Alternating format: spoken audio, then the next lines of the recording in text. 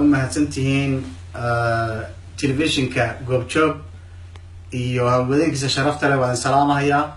su-aasha jawaabteedu waxa weeye Cabdikariim waxaa la qabtay 23 bishan maanta u dambaysa 31 waxaa lagu qabtay magaalada Gaalkacyo isagoo saacado u joogay oo xamar ka duulay hotel Gaalkacyo ku yaala. qolada nabadgeliyada Galmudug baa qabatay oo la isku magacaawday kadibna xogtiisi baa baxday in muxuu ahaay nin mas'uul oo la lagu qabtay Gaalkacyo. waxaa soo afduubtay oo ka soo qaatay dawladda federaalka xamar bay keeneen meel aan madaxtooyada ka fogeyn oo nabad sugid leedahay ayaa lagu hayay Cabdikariim. ehelkiis waa laga qariyay, qaraabadiis waa laga qariyay, xildhibaanadii iyo senataradii iyo dadkii ehelka la ahaa iyo dadkii isku dayay iyo niman ay wada dhasheen magaalada joogay iyo reerkiisii inta waa la tusi waayay. ugu dambeyn 28 bisha waxaa go-aan ay gaadhay xukuumadda Soomaaliya oo horgal u yahay ninka la yiraahdo Farmaajo iyo Cali Khayre iyo taliyaha nabad sugidda Soomaaliya iyo la taliyaha madaxweynaha arrimaha amniga Bashiir Goobe. raggaas go'aamiyay in Itoobiya lagu wareejiyo. waxaa la geeyay meesha la yiraahdo Baydhabo sida xogta lagu soo gaarsiiyeen dadkii xogaalka ahaa. kadibna Itoobiya loo dhiibay.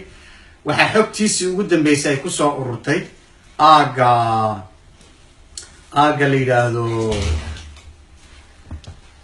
Debrecen iyo Nazareth iyo dhinaca galbeedka muxuu ahaay galbeedka Addis Ababa in lagu hayo. marka cadawga Itoobiya si loogu dhiibay waxaan ognahay saraakiil sare oo dawladda ayaa soo ogaaday wadada la mariyay Afisione, Baydhabo, Goday ila Debrecen. marka ehelkiisii waa la tusugaayay markii hore si qof terrorista oo kale oo muxuu ahaay balaaya ka dhacday yaa loo waardeynayay, loo karantiilay, loola dhaqmahayay, jibdil iyo abuse iyo su'aalo badan baa lagu sameeyay. waxaa lagu sameeyay muxuu ahaay wax xuquuq insaanka lidku ah oo argagixin ah iyo go'doomin xabsi go'doominta la yiraahdo yaa lagu sameeyay oo maaragtay xeerarka maxaabiis iyo xeerarka xuquuq insaanka lidku ah. marka waan ognahay dawladda saxaafadda madaxa bannaan ee Itoobiyana way qortay, saxaafad Itoobiya kamid oo qurba joogana way qortay. Addis Ababa ehelkiisii iyo saaxiibadii iyo qaraabadii iyo xubno jareed baa dalka ogaadeen oo dhan iyo Itoobiya ku daadsan. wararka way soo xaqiijiyeen, way soo tareen. xogtuna waxay ku dambeysay in la dhiibay xamarra way ka soo baxday, Baydhabana way ka soo baxday, Afisione way ka soo baxday, madaxtooyadana way ka soo baxday. haddaad dhageysanaysay ama aad daawanaysay wasiirka taliyaha nabad sugidda ninka Salib Baloshe la yiraahdo shirkii shalay ra'iisul wasaaraha iyo kooxdiisu ay ku qabteen meel Muqdisho kamid ah, wuxuu ka sheegay hadal macnihiisu yahay inay dawladdu dhiibtay goortay faahfaahinayaan mar kala tahay sidoo hadalku u dhigay oo ahaa ninka la sheegay inay dawladdu dhiibtay waa arrin xasaasi ah mar kale aanu sheegi doonaa. marka luqadda saxaafadda iyo midda diblomaasiga midda siyaasiga markaan ku fasiro 85% waa ictiraaf weey. ma dhicin hadda ka hor in xarunta Soomaaliya madaxtooyada Soomaaliya meeshii ay leega calanka ka taagtay, meeshii 48 calanka Soomaaliyeed laga taagay, 60kii gobonimada uu ku qaatay, leega ay magaadiidii shanta Soomaaliyeed iyo shanta gees ee xidigaha ay ku dhistay, meeshii saas ahayd calankii uu garbaha ku wada jiray Cabdikariim Sheekh Muuse isagoo sarkaala ee ku dhaawacmay dhiiggiisa uu qubay ee walaalkii dhiiggiisa uu qubay in laga hoos dhiibo. arrintaas ugu weyn waa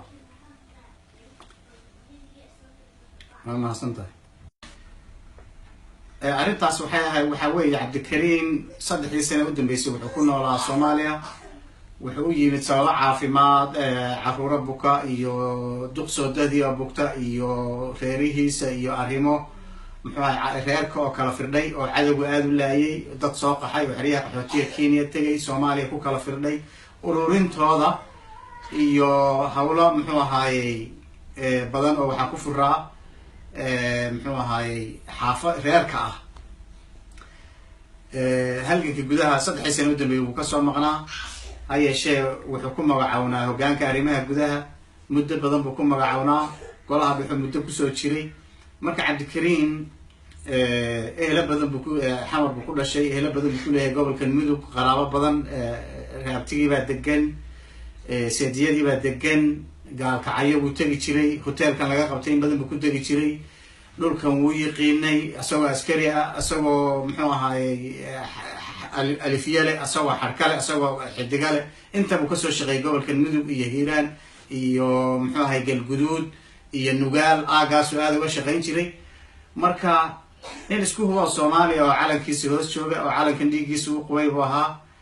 marka wuxuu ka hayay shaqo gooni ah oo anaga muxuu ahaay shacabka Soomaaliyeed baa taageerana jamhuuriyadda Soomaaliya ku nool, ka ku nool muxuu ahaay Ogaadeniya, ka ku nool Djibouti, ka ku nool NFD, Soomaalida qurba joogta. qadiyadan Ogaadeniya ruux kastoo Soomaaliya waajib ku tahay, shilinka ku baxana Soomaali oo dhan baa bixisa, dhiiggiisana Soomaali baa laga rabaa. dadka u dagaalamana dadka qabiilada carabka ku xardhaan ma aha, ma wada aha, hadday doonaan ha u bataan ma wada aha. marka waxa weeye cabdikariin hawlo ugu badan u joogay waxay ahayd hawlo reer.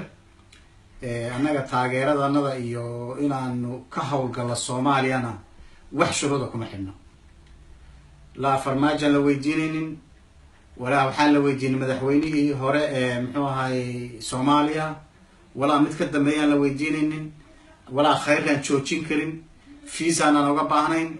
qof kastoo Soomaaliyana waajib ku tahay askari ha ahaado ama mas-uul ha ahaado madani dawladda ama shacab ha ahaado ama ganacsato ama culimo ha ahaado. qoys Soomaaliya oo dad kaga shahiidin Ogaadeniya ma jiro, qoys Soomaaliya oo hanti ku bixinin dagaalka xoreyntana ma jiro. marka maxaa la weydiin karayaa ruuxa halgamaaga ah ee dagaalyahanka ah ee u halgamaya Ogaadeniya ee xamar yimaada ama Hargeysa yimaada ama gaalkacyo yimaada ma muxuu hayay baa su'aalaha imanayso? ma imanayso.